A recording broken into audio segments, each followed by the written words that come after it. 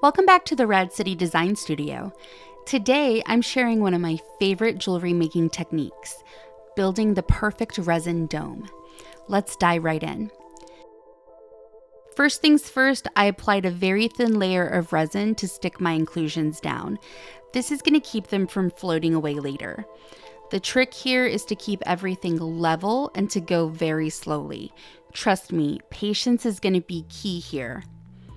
Next, I added a tiny dollop of resin directly in the center of the bezel. Watch this closely. It'll naturally spread outward, but I'm going to use a dotting tool to gently drag it towards the edge just to make sure that it fully reaches the entire edge of the bezel and fills the circle very evenly. Now, I'm not aiming for the dome right yet. I want this to be a flat layer, so I cured it for about a minute or so just to make sure that it stayed in place. I repeated the process, adding resin in the center and then dragging it outward. But here's the fun part. Right before curing this second layer, I added a couple of extra drops of resin right in the middle.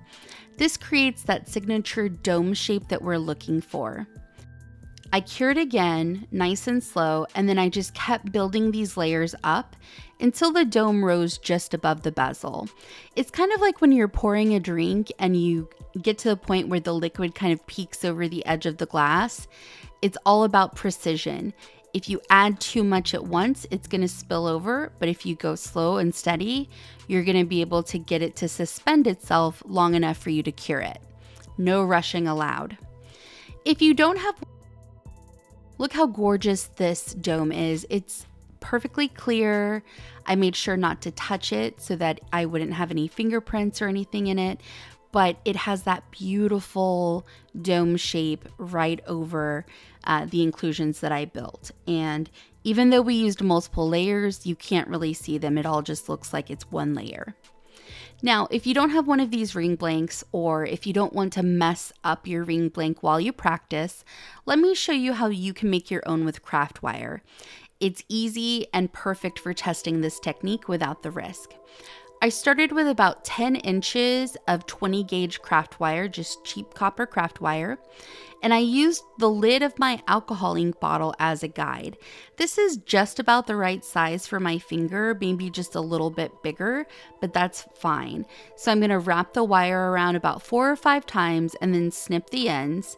And I'm going to leave a little bit of a tail so that I can use that tail to wrap around the bundle of wires so that it secures those loops in place. I want to make sure that the ring itself is thick and sturdy enough to withhold, constant wear, and I don't want it to really be very flimsy. I want it to be nice.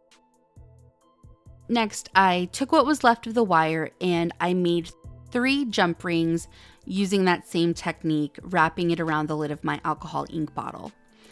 I snipped them so that they were 3 perfectly round rings, and then I lined them up so that the split of each ring was in line with the others.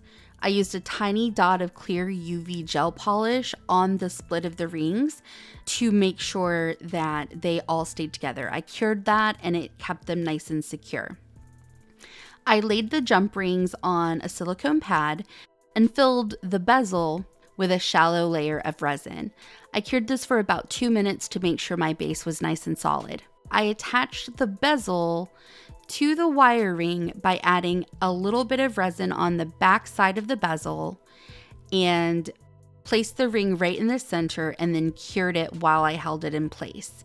So that will attach the bezel to the ring. I built up a little bit extra resin on the, to go over the top of the wire to make sure that it was not going to come off. So now I have a perfect little ring blank that I can do whatever I'd like to with. So now is the fun part. I used a little bit of chrome nail powder for a holographic effect.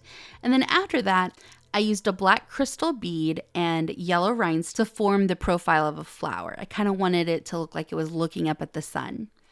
I layered that with a tiny dried flower for added interest. Once I was happy with that composition, I started building the dome layer by layer, just like before. Remember, slow and steady is the way you want to go here. Add the resin to the center, drag it to the edges using your dotting tool, and right before you go to cure, add just a couple more drops of resin right to the center, and that's going to help you build up that beautiful dome effect.